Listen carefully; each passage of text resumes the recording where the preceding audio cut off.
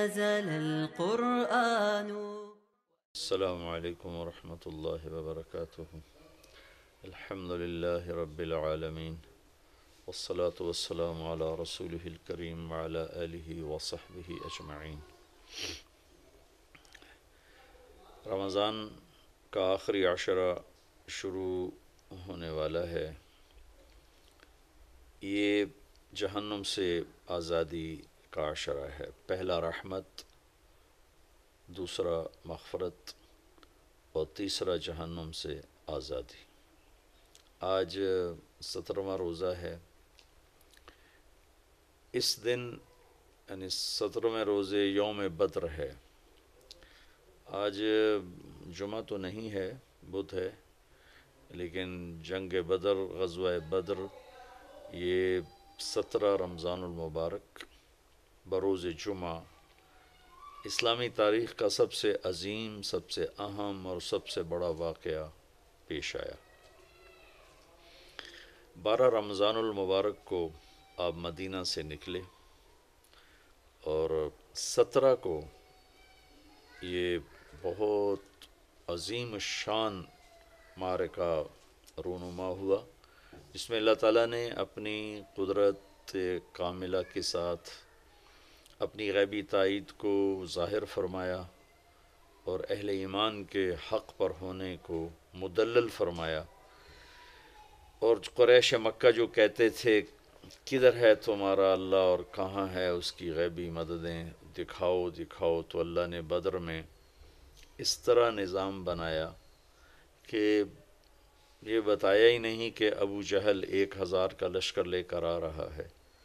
ابو سفیان کا 40 آدمیوں کا قافلہ تھا.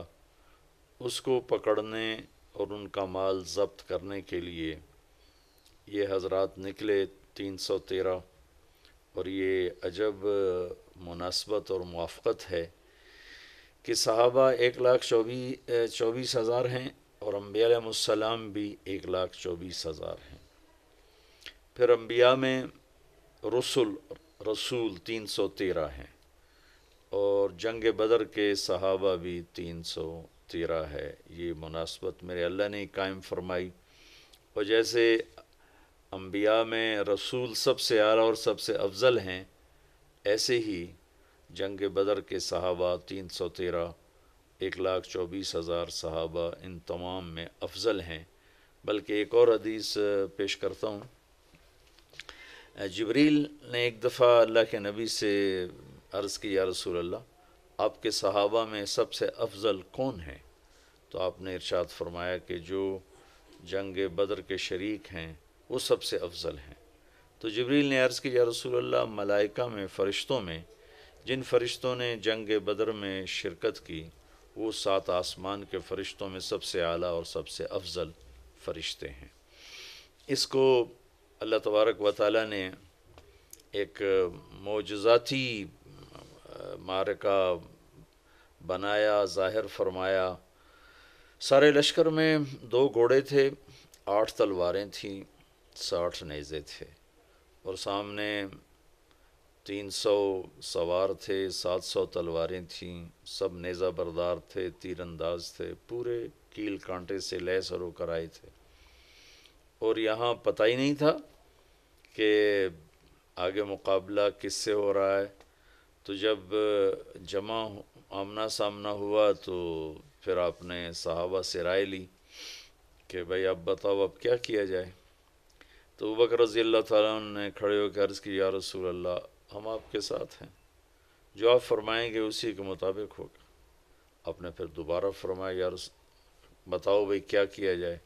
تو عمر رضی اللہ تعالیٰ عنہ نے عرض کی، یا رسول اللہ، ہم آپ کے ساتھ ہیں، جو آپ حکم فرمائیں. پھر آپ نے کہا بتاؤ بھائی کیا کیا جائے. تو اس پر سعد بن معاذ رضی اللہ تعالیٰ عنہ کھڑے ہوئے، یہ انصاری صحابی ہیں مدینہ کے. تو کہنے لگے، یا رسول اللہ، لگتا ہے کہ آپ ہماری رائے لینا چاہتے ہیں مدینہ والوں کی. تو یا رسول اللہ، ہم آپ کے حکم کے تابع ہیں. سالم من شئت و حارب من شئت. آپ جس سے آپ ہمیں لڑائیں گے لڑیں گے، جس سے صلح کروائیں گے صلح کریں گے. وقت حبال من شئت، جس سے آپ ہمارے تعلق توڑیں گے ہم اس سے اپنا تعلق توڑ دیں گے. سل من شئتا وقتا حبال من شئتا، جس سے جوڑیں گے جڑ جائیں گے، جس سے توڑیں گے ٹوٹ جائیں گے. آپ ہمیں حکم دیں تو ہم انشاءاللہ آپ کے ساتھ ہوں گے اور آگے بڑھ کے ہوں گے، اور ہم میں سے ایک بچہ بھی پیچھے نہیں ہوگا. آپ ہمیں فرمائیں سمندروں میں کود جاؤ تو ہم کود جائیں گے، برق غماد تک اپنے گھوڑے دوڑاتے چلے جاؤ، اونٹ دوڑاتے چلے جاؤ، ہم دوڑاتے چلے جائیں گے. آپ کا چہرہ کھل گیا. سعد بن معاذ سے پہلے ایک اور صحابی ہیں، ان کے بات یاد آ گئی. مقداد بن اسود رضی اللہ تعالیٰ عنہ کھڑے ہوئے کہ یا رسول اللہ آپ پوچھ رہے ہیں بار بار، تو اذا لا نقول كما قالت بنو اسرائیل اذهب انت وربك فقاتلا انا هاهنا قاعدون. تو پھر ہم موسیٰ علیہ السلام کی قوم کی طرح یہ نہیں کہیں گے کہ آپ جائیں اور آپ کا رب جائے اور جا کر لڑے، ہم تو یہ بیٹھے ہیں، بلکہ ہم یہ کہیں گے اذهب انت وربك فقاتلا نحن معاك مقاتلون. آپ چلیں، آپ کا رب، ہم آپ کے ساتھ ہیں، آپ کے آگے بھی ہوں گے، لڑیں گے، پیچھے بھی لڑیں گے، دائیں بھی لڑیں گے، بائیں بھی لڑیں گے، اور آپ پر قربان ہوں گے، ہم میں سے ایک آدمی پیچھے نہیں رہے گا. تو یہ ایک عجیب و غریب واقعہ ہے تاریخ کا، اسلامی تاریخ کا. اور شہدائے بدر شہداء میں سب سے افضل شہداء ہیں، اور شرکائے بدر تمام صحابہ میں سب سے افضل صحابہ ہیں. اور اللہ کے نبی صلی اللہ تعالیٰ علیہ وسلم نے ارشاد فرمایا کہ اللہ تعالیٰ نے میرے بدر کے شریک صحابہ کو یہ فرمایا ہے افعلوا ما شئتم فإنی قد غفرت لکم، کہ اے اہل بدر جاؤ جو مرضی کرو، میں نے تمہاری بخشش فرما دی ہے. یہ صرف اس 313 کے مجموعے کو یہ دولت حاصل ہے. اور پھر ایک اور گواہی میرے اللہ کے نبی کی، جو کسی کے بارے میں یہ گواہی نہیں ہے، کسی کے بارے میں یہ بات نہیں ہے، کہ جب آپ نے اپنے لشکر کی قسم و پرسی دیکھی، اسباب کی قلت اور سامنے اتنا لشکر جرار، تو آپ نے مسلح بچھا لیا اور اللہ کے سامنے کھڑے ہوئے اور رونا شروع کیا. اور ایک بات کو بار بار دہرایا، ان تہلک هذه العصابة فلن تعبد. اللہ اکبر، اللہ اکبر. اے میرے رب، اگر تو نے انہیں ہلاک کر دیا تو پھر دنیا میں تیری بندگی کبھی نہیں ہوگی. اللہ اکبر، اللہ اکبر. اے میرے رب، اگر تو نے انہیں ہلاک کر دیا تو پھر تیرا نام لینے والا کوئی نہ رہے گا. لن تعبد، کبھی بھی تیرا نام لینے والا کوئی نہ ہوگا، کبھی بھی تیری بندگی نہیں ہوگی. اتنی بڑی گواہی آدم کی نسل میں آج تک نبیوں کے بعد کسی کے لیے نہیں دی گئی، جتنی بڑی گواہی میرے اللہ نے کہ نبی نے ان صحابہ کے بارے میں دی کہ لن تعبد، پھر میرے مالک پھر تیرا نام لینے والا کوئی نہ رہے گا. اللہ اکبر، اللہ اکبر. تو شرکائے بدر وہ عظیم لوگ ہیں جنہوں نے جن کے ذریعے سے تاریخ کا رخ مڑا، جن کو اللہ کی طرف سے سب سے اعلیٰ ہونے کی خوشخبری ملی، جو مرضی کریں بخشش کی خوشخبری ملی. آج کا دن میں بیٹھا تو اعتکاف کی بات کرنے کے لیے تھا، لیکن ایک دم وہ 17 تاریخ یاد آئی تو میرا جی چاہا کہ میں آپ کے سامنے تھوڑا سا بدر بھی بیان کروں کہ اللہ پاک نے ہمیں بہت خوبصورت تاریخ دی ہے، اور ہماری بدقسمتی ہے کہ ہم اپنی تاریخ سے ہی واقف نہیں ہیں، اپنے نبی سے واقف نہیں، اس کے صحابہ سے واقف نہیں. اللہ تعالیٰ نے جیسے نبیوں کو چنا 1,24,000، ایسے ہی اللہ نے اپنے نبی کے صحابہ کو چنا 1,24,000. اور آپ نے فرمایا اللہ اللہ فی اصحابی لا تتخذوہم غرضا من بعدی، دیکھو میں تمہیں خبردار کر رہا ہوں، میرے صحابہ کے بارے میں اللہ سے ڈرنا، اللہ سے ڈرنا. میرے بعد انہیں تنقید کا نشانہ نہ بنانا، میرے بعد انہیں طنز و طعن و تشنیع کا نشانہ نہ بنانا، میرے بعد تم ان کے بارے میں کوئی گستاخی بے ادبی نہ کرنا کہ فمن احبہم فبحبی احبہم ومن ابغضہم فببغضی ابغضہم. جو ان سے محبت کرے گا وہ مجھ سے محبت کرے گا، جو صحابہ سے بغض رکھے گا وہ مجھ سے بغض رکھے گا. یہ اتنی بڑی جماعت ہے کہ ان کی محبت کو اللہ کے نبی نے اپنی محبت قرار دیا، اور ان کے بغض کو اللہ کے نبی نے اپنے بارے میں بغض قرار دیا. اور اس میں یہ بدری صحابہ سب سے عظیم، سب سے اعلیٰ، سب سے برتر. تو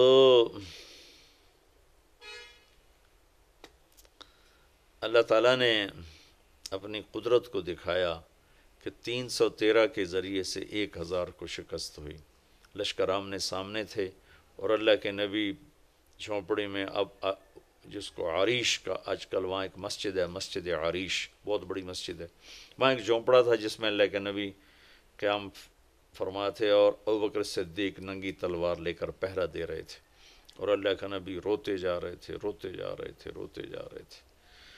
ساری رات رو رو کے گزاری، یہاں تک کہ صدیق اکبر نے آ کر آپ کو پکڑ لے کہ یا رسول اللہ بس کیجیے، اللہ کی مدد آ گئی، اللہ کی مدد آ گئی. تو میدان جنگ جب سجا ہے تو ایک ہوا کا بگولہ اٹھا. تو علی رضی اللہ تعالیٰ نے پوچھا یا رسول اللہ یہ ہوا کیسی ہے؟ کہ یہ جبریل 500 فرشتے لے کر اتر آیا ہے. پھر دوسرا بگولہ اٹھا تو انہوں نے پوچھا یا رسول اللہ یہ کیا ہے؟ تو آپ نے فرمایا یہ میکائیل 500 فرشتے لے کر اتر آیا ہے. 1000 فرشتے اللہ تعالیٰ نے اتارے. اذ تستغیثون ربکم فاستجاب لکم انی ممدکم بألف من الملائکۃ مردفین، کہ جب تم تڑپ رہے تھے، مجھے پکار رہے تھے تو میں نے لبیک کہا. قریش 1000 تھے، میں نے 1000 فرشتے بھیج. وما جعلہ اللہ الا بشرا ولتطمئن به قلوبکم وما النصر الا من عند اللہ ان اللہ عزیز حکیم. کہ یہ فرشتے جو میں نے اتارے ہیں، مدد تو تمہارے اللہ کی ہے، یہ تو ہمارے حوصلہ افزائی کے لیے، تمہارا دل جمانے کے لیے اتارے ہیں، باقی اصل مدد تو اللہ کی ہے، اللہ کی مدد سے ہی فتح ہوتی ہے. یہ ملائکہ سب سے افضل ترین ملائکہ ہیں. اور پھر ایک اور یہاں ایک اہل بدر کی کرامت اور ان کی شرافت اور عزت ہے کہ پہلے بھی فرشتے اترے انبیاء کی مدد کے لیے، لیکن کبھی فرشتوں نے فزیکلی باقاعدہ تلوار نہیں اٹھائی، لڑائی نہیں لڑی، صرف آ کر روب پیدا کرنا اور خوف پیدا کرنا دشمن میں. لیکن یہ پہلی جنگ ہے جس میں فرشتے لڑنے کے لیے آ رہے ہیں، تلواریں اٹھا کے لا رہے ہیں. تو اللہ تعالیٰ ان کو، چونکہ ان کو لڑنے کا پتہ ہی نہیں تھا، تو اللہ تعالیٰ ان کو طریقہ بتا رہا ہے لڑائی لڑنے کا. فَضْرِبُوا فَوْقَ الْأَعْنَاقِ وَضْرِبُوا مِنْهُمْ كُلَّ بَنَانٍ، کہ اللہ تعالیٰ ملائکہ سے، فرشتوں سے کہہ رہا ہے کہ تمہاری تلوار کا وار ہونا چاہیے گردن پر، گردن سے قطع ہو تو انگلیاں کاٹ دو تاکہ ہاتھ بیکار ہو جائیں اور وہ آدمی بیکار ہو جائے. یا ان کو جنگ کا طریقہ بھی اللہ تعالیٰ سکھا رہے ہیں اور سمجھا رہے ہیں اور بتا رہے ہیں. تو لشکر جب آمنے سامنے ہوئے تو عتبہ اور شیبہ اور ولید، عتبہ بن ربیعہ، شیبہ بن ربیعہ، ولید بن عتبہ، ولید اور عتبہ باپ بیٹا، شیبہ بھائی، 3 عرب سردار نکلے قریشی. تو اللہ کے نبی نے ان کے لیے روانہ فرمایا عبداللہ بن رواحہ، معاذ اور معوذ بن عفراء رضی اللہ تعالیٰ عنہ. تو بڑا اکڑا ہوا کفر تھا قریش کا. عتبہ کہنے لگا، جب یہ سامنے آئے تو عتبہ نے کہا کون ہو؟ کہا ہم مدینہ والے ہیں. تو عتبہ نے زور سے نعرہ لگایا کہ محمد اخرج الینا اکفاءنا، کہنے لگے تم شریف لوگ ہو، جاؤ، تمہاری ہماری کوئی لڑائی نہیں، ہمیں ہماری برادری سے لڑنے دو، ہماری قوم سے لڑنے دو. کہ محمد صلی اللہ علیہ وسلم اب ہماری قوم ہمارے مقابلے میں لاؤ. تو پھر آپ نے کہا حمزہ اٹھو اللہ رسول کے لیے، علی اٹھو اللہ رسول کے لیے، عبید اٹھو اللہ رسول کے لیے. عبید غیر معروف نام ہے، حمزہ اور علی مشہور ہیں. عبید آپ کے تایا حارث کے بیٹے ہیں، عبید بن حارث بن عبد المطلب. تو یہ تینوں آمنے سامنے ہوئے. تو چونکہ لوہے کی ٹوپیاں تھیں تو پھر عتبہ نے پوچھا کون ہو؟ آپ نے کہا میں ہوں حمزہ بن عبد المطلب. تم کون ہو؟ کہا عبید بن حارث. کہا تم کون ہو؟ کہا علی بن ابی طالب. کہنے لگا ہاں اکفاء کرام، اب ٹھیک ہو، اب ہمارے مقابلے کی ٹکر ہو. تو عتبہ اور حمزہ رضی اللہ تعالیٰ عنہ، علی رضی اللہ تعالیٰ عنہ اور ولید اور عبید رضی اللہ تعالیٰ اور شیبہ، یہ تین آپس میں آمنے سامنے ہوئے۔ تو حمزہ رضی اللہ تعالیٰ تو پہلے وار میں ہی عتبہ کا کام تمام کر دیا، علی رضی اللہ تعالیٰ نے 2-3 ٹکروں کے بعد ولید کا کام کر دیا، لیکن اس اثناء میں شیبہ نے عبید رضی اللہ عنہ کی ٹانگ کاٹ دی، وہ گر پڑے، تو ان دونوں حضرات نے آگے بڑھ کر اس کو قتل کیا، پھر ان کو اٹھا کر لائے، تو اللہ کے نبی کے پاؤں پکڑ لیے، چومنے لگی، یا رسول اللہ الست شہید، کیا میں شہید نہیں؟ ہم نے کہا بلا وانا علی ذالک شہید، بے شک تو شہید ہے اور میں تیرا گواہ ہوں قیامت کے دن بھی یہاں پہ۔ پھر کہنے لگے یا رسول اللہ اگر آج ابو طالب زندہ ہوتے تو وہ جان لیتے کہ ان کے شیر کا حق میں نے ادا کر دیا ہے۔ وَنُسْلِمُهُ حَتَّى نَصْرَ حَوْلَهُ وَنَذْهَلَ عَنْ أَبْنَائِنَا وَالْحَلَائِلِ، یہ ان کا قصیدہ ہے، قصیدہ لامیہ۔ فَلَمَّا رَأَيْتُ الْقَوْمَ لَا بُدَّ فِيهِمْ، یہاں سے وہ شروع ہوتا 90 اشعار کا یہ قصیدہ ہے۔ كَذَبْتُمْ وَبَيْتِ اللَّهِ نَبْزَ مُحَمَّدًا وَلَمَّا نُطَاعِنُ حَوْلَهُ نَنُنَاضِلِ وَنُسْلِمُهُ حَتَّى نَصْرَ حَوْلَهُ وَنَذْهَلَ عَنْ أَبْنَائِنَا وَالْحَلَائِلِ۔ اسی کے اشعار ہیں، وَأَبْيَضَ يُسْتَسْقَى الْغَمَامُ بِوَجْهِهِ ثِمَالُ الْيَتَامَى عِصْمَةٌ لِلْأَرَامِلِ يَلُوذُ بِهِ اللَّهُ مِنْ آلِ حَاشِمٍ فَهُمْ عِنْدَهُ مِنْ نِعْمَةٍ وَفَوَاضِلِ۔ یہ اسی اشعار، میں نے چند اشعار آپ کو پڑھ کے سنا دیے۔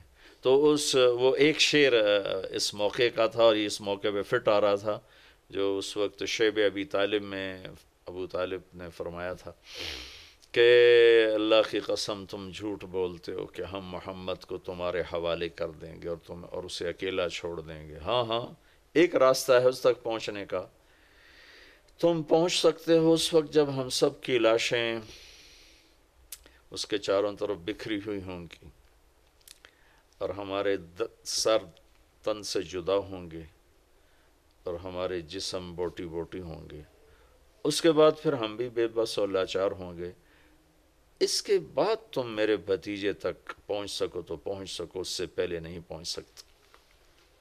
تو حضرت عبید نے عرض کی یا رسول اللہ آج اس شعر کا میں زیادہ حقدار ہوں۔ آپ نے کہا بے شک۔ پھر اس کے بعد عام حملہ شروع ہو گیا، اللہ نے ملائک فرشتوں کو اتارا تھا، تھوڑی دیر میں 70 ان کے قتل ہوئے، باقی بھاگے اور 70 گرفتار ہوئے۔ تو عباس رضی اللہ تعالیٰ عنہ اتنے بڑے قد کے تھے کہ جب وہ گھوڑے پر بیٹھتے تھے تو پاؤں زمین پہ لگتے تھے، اتنا لمبا قد۔ ان کو ایک مدینے کے انصاری صحابی ابو الیسر رضی اللہ عنہ وہ گرفتار کر کے لا رہے، ان کے ہاتھ باندھے، اب ان کا چھوٹا سا قد، تو عباس رضی اللہ عنہ اتنے شرمندہ، جب آئے نا تو کہنے کہ بھتیجے اس نے مجھے نہیں پکڑا، وہ کوئی اور مخلوق تھی زمین آسمان کے درمیان معلق جس نے میرے ہاتھ باندھی ہے۔ ابو الیسر کہنے لگے نہیں یا رسول اللہ یہ غلط کہہ رہا ہے، میں نے پکڑا ہے۔ تو ہم نے کہا اسکت فقد ایدک اللہ بملک کریم، چپ کر چپ کر، اللہ نے فرشتے کے ذریعے سے تیری مدد کی۔ اس طرح ملائکہ کے اترنے پر اللہ تعالیٰ نے یہ قیامت تک کے لیے واضح کر دیا کہ جو تم اللہ اس کے رسول کے پورے پورے فرما بردار ہوگے تو بغیر اسباب کے بھی اللہ تمہارے ساتھ ہوگا۔ اب ایٹمی طاقت بن کے بھی دیکھ لیا ہے، ذلت و رسوائی کے سوا کچھ بھی نہیں ملا، کہ عمل، کردار، اخلاق، حیا، دیانت، امانت، صداقت، ہر شے کے جنازے اٹھ گئے، درندگی، آوارگی، فحاشی، بے حیائی، بددیانتی، ظلم و ستم، جھوٹ نے ڈیرے ڈال لیے، تو ایٹمی طاقت یہاں کیا کرے گی؟ کہ عزت اور ذلت آسمان سے آتی ہے، ایٹم بنانے سے نہیں آتی۔ عزتوں کے فیصلے آسمان سے اترتے ہیں، ایٹم اب بنانے سے نہیں۔ ذلت کے فیصلے آسمان سے اترتے ہیں، لوڈ شیڈنگ سے نہیں۔ لوڈ شیڈنگ بہت چھوٹا سا مسئلہ ہے، سب سے بڑا مسئلہ کردار شیڈنگ ہے، کہ پورا ملک اخلاقی پستی میں دفن ہو گیا ہے. سچ ڈھونڈنے نکلو نظر ہی کوئی نہیں آتا، کوئی سچ بولنے والا ملتا ہی کوئی نہیں. حیا روٹھ گیا، پاک دامنی گم ہو گئی، عدل و صدق و امانت و دیانت کتابوں کے الفاظ رہ گئے. جس دیس میں انصاف بکتا ہو، قاضی بکتا ہو، وکیل بکتا ہو، اس دیس میں کہاں سے خیر آئے گی؟ جہاں مریض کو doctor as a customer deal کرتا ہو، کسٹمر آ گیا. خیر میں دکھ درد میں کہیں اور چلا گیا. میں تو آپ کو بدر سنا رہا تھا.